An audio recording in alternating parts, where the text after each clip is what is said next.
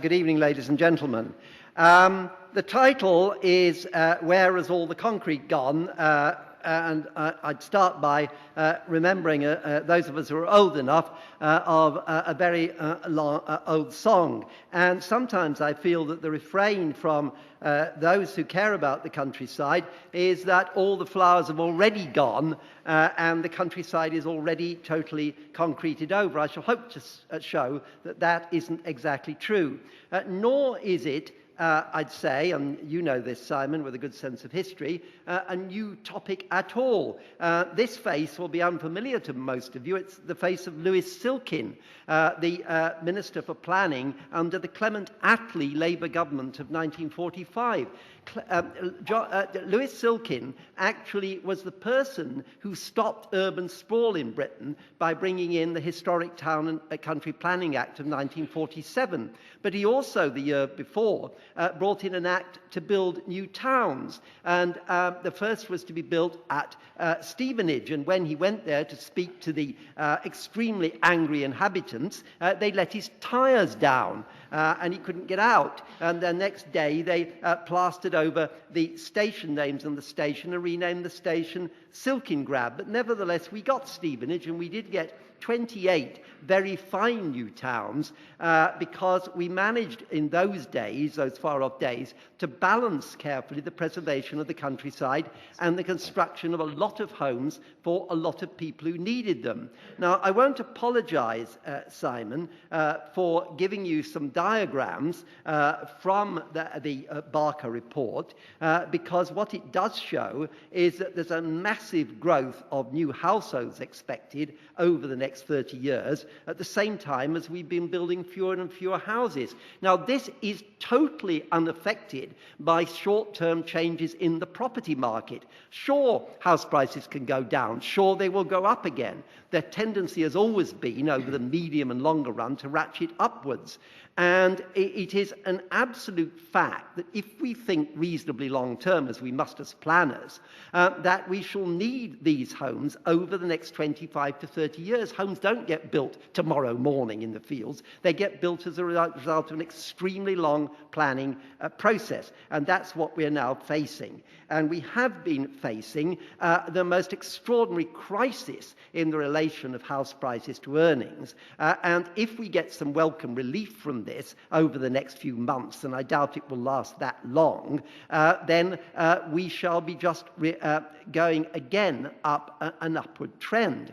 Now, it was for that reason, and it is for that reason, that government, to its eternal credit, has really taken on the mantle of Lewis Silkin once again, and over the last 4 years introduced a series of extremely bold initiatives. The Sustainable Communities Initiative, 3 major growth corridors along major transport lines out of London. Here they are, carefully structured so as not to build on the green belt, despite John Prescott's famous malapropism. And on the right of this picture is a sub-regional strategy for one of those corridors, showing exactly how towns will grow to a modest degree, leaving still vast areas of traditional English green countryside still preserved, and the same for the corridor leading up the M11 motorway.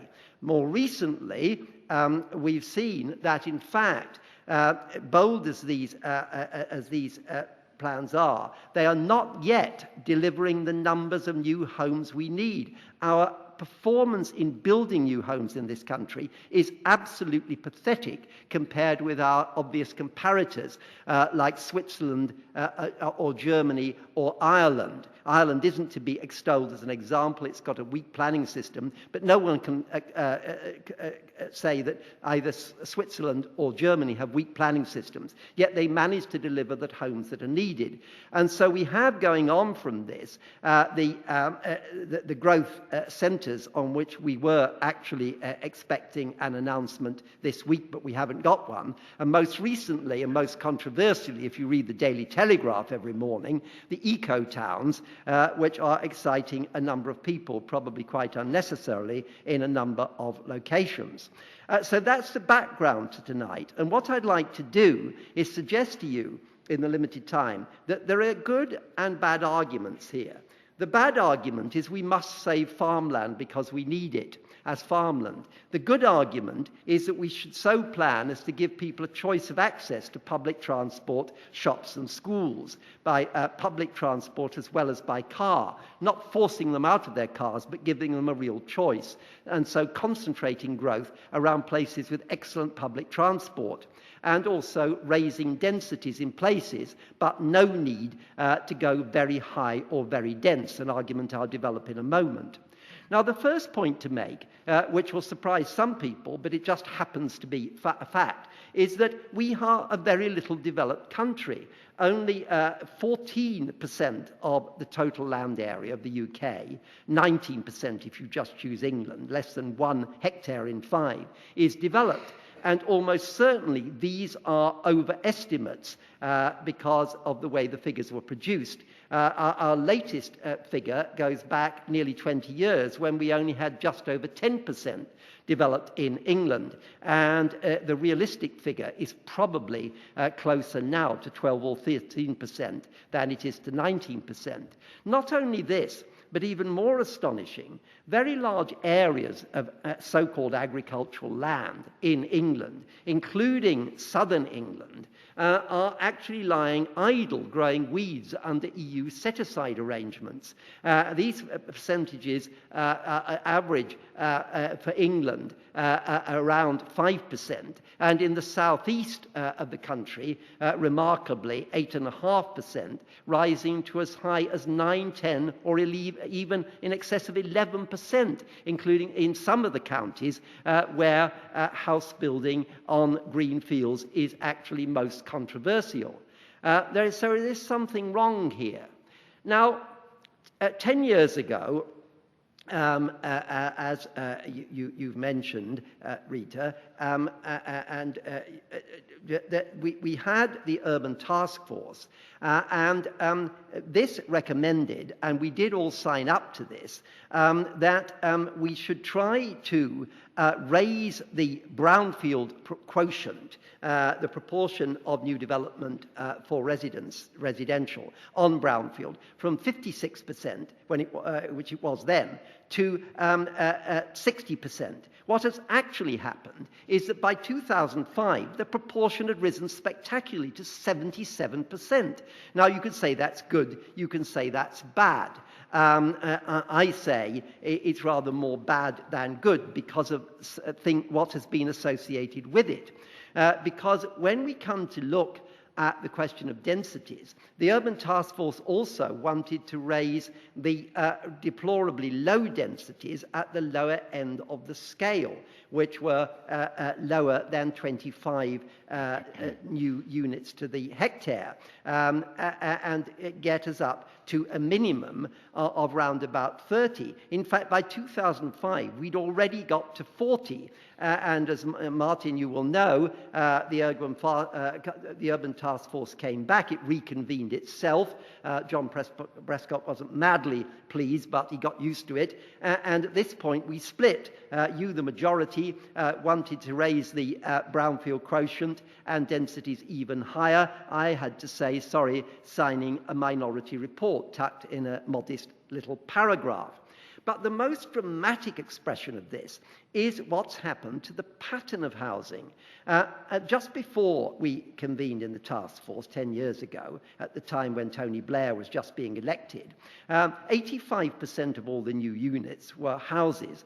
Flats were 15%, of which 2 bedrooms, the notorious 2 bedrooms, were 8%. Look at what happened 10 years later. Houses down to 53%, flats up to virtually half the total, and 35% of all the units being built in this country were 2-bedroom apartment units. Now, does this make sense? Well, of course it doesn't make sense, because the latest evidence is that we've got empty homes all over the place, but these empty homes are the notorious 2 bedrooms in the centres of cities like Leeds, Manchester, Birmingham, Hull, and even in places London. And one estimate that in Manchester it may be up to 40%. This is a syndrome, I think, as the builders have simply built to people who are buying off-plan, often speculatively, buy to let, which has actually become buy to leave, and we have this disaster. Now, all this is totally contrary to all the evidence, the survey evidence of what people want. And you can quote survey after survey after survey that shows that we actually don't like living densely in cities. We do it if necessary in London, but we won't do it if we can avoid it. The most reliable new evidence was done by Mori for CABE, the Commission for Architecture and Built Environment, 3 years ago. And here are the figures. Half the population want to live in a detached house. And a detached house is the most popular choice, whoever we are, whatever our ethnic basis, whatever our social status. And just to fortify this, an email that came through to me this afternoon at 2:01 in the afternoon. Savills research with Design for Homes and Value and Velux studied nearly 4,000 children's drawings of their dream home. They found most children imagining themselves living in a detached family home in the country. That's out of the mouths of babes. And I quote it for what it's worth. I think it's worth a great deal. Now, related to this is the argument, which I'd like to be able to develop more fully, that we don't get that much from raising densities. Now, Martin, you will know this. This was research done at your old firm, Llewellyn Davis, some years ago by Patrick Clark, who's joined you in your new firm. And it shows that as you go above 30 dwellings to the hectare, the bonus you get is respectable going up to 40, and then it drops spectacularly as you go from 40 to 50, and even more as you go from 50 to 60, because you have to provide fixed amounts of schools, shops, clinics, hospitals, playing fields, parks, streets, in fact, all the things you have to provide in ratio to the people as you drive up the densities. So the moral is that underlined by Raymond Unwin, the pioneer Garden City architect, nearly 100 years ago, to be exact, 96 years ago, in his pamphlet, Nothing Gained by Overcrowding. And I wish I could devote 10 minutes to this really, really important table from from David Rudlin and Nick Falk of Urbed. But the bottom line is that to support a decent bus service, you need a density of around 30 dwellings to the hectare. To support a tram service or light rail, you need 60. But we're not going to build many tram systems in this country. Now, we can build in a variety of different ways and a variety of different densities. And we do have a few, very few, good practice examples. Some of them significantly in extensions to new towns we built in the 60s, like the Hamptons, designed by David Locke's practice, which is just starting to build on the old brickfields south of Peterborough, or Upton, similar location south of Northampton, or in the Thames Gateway corridor, Ingress Park, a remarkable development of extraordinary quality by Crest Nicholson, and one which is actually served by a very interesting transit system. So the models are there. And I mentioned that transit system. In the newest development just about to start near to Ingress Park, a medium density development will be served by a new bus transit system which is already operating, although not through this development, which at present is an abandoned chalk quarry. And it provides an interesting example of how you can structure environmentally sustainable new developments, whether on greenfield or brownfield, around very strong transit routes. And this particular transit route will take you to the new Ebbsfleet train station, which in just over a year's time will take you into St Pancras on the new commuter trains in only 17 minutes. That's what it looked like a few years ago, and that's what it will look like, or something like this, when it's finished. And it will be a model, together with these others, of how to do it. So to conclude, we are going to need a lot of homes, both brownfield and greenfield, within what we call, in a recent research study, the megacity region up to 100 miles from central London. What we do know about this region is that although it's highly interconnected, it's also comprised of towns and cities which, if you go beyond around 40-45 miles from London, are remarkably self-contained. 70, 75, even 85% of people live and work in the same small region. So that if you can provide transit systems like the one in the Thames-Kent side, Kent-Thames side, you can actually recreate the vision of Ebenezer Howard, the Garden City pioneer more than 100 years ago, of towns against a background of open country. And that was what he created in Letchworth, in Garden City, complemented later by Stevenage and Hatfield New Towns. We need more such social cities, compact, plenty of green countryside, but connected by high-quality public transport. We have models in the uncompleted central Lancashire New Town. Colin Ward and I suggested something like this in a book we published 10 years ago. And, of course, the Milton Keynes South Midlands South Regional Strategy is essentially the same kind of strategy.